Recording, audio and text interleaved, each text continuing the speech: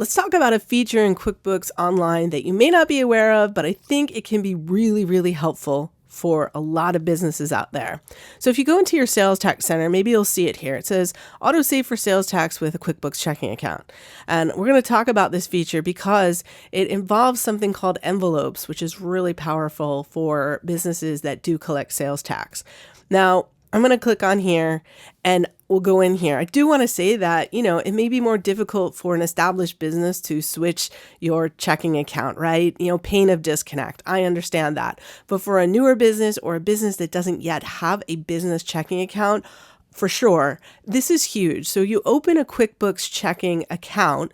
And the great thing about this is that there's no monthly fees or minimums. So if you belong to a big name bank, you'll probably know that there's monthly fees if you don't have a certain minimum in there, and they have certain restrictions.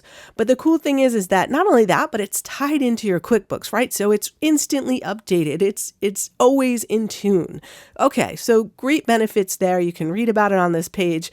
But what I want to talk about specifically are envelopes. And so envelopes are available when you have a QuickBooks checking account. And what it allows you to do is basically earmark certain types of expenses for a certain thing. So in this case, sales taxes, right? You are able to earmark, put in an envelope, any sales tax that you collect so that you don't inadvertently think that it is part of your income or money for you to spend, right? By selling an item and taking the sales tax and putting it in this envelope, right away, when you're looking at QuickBooks, when you're looking at your checking account, your envelopes, you're seeing, okay, well, this money right here is for me to remit to the state when I file my return. It is not for me to keep in my pocket. It is not mine. And believe it or not, this is a big struggle for some smaller businesses. I saw this firsthand when I was doing trainings for photographers, for example, right? So they'll have sales and maybe they don't even have a separate business checking account, right? So you have this large sale, let's say a $5,000 sale, you collect sales tax on that complete sale. And, you don't put that sales tax in a place or even a mental place where, you've got to remit that to the state. And you inadvertently think that all of the money you've collected is your money. It's in your checking account. You're like, yeah, this is all mine. And it's not. So you can find yourself in a really, really tough place when it's time to file your sales tax. And for some reason, you don't have the money to pay your sales tax.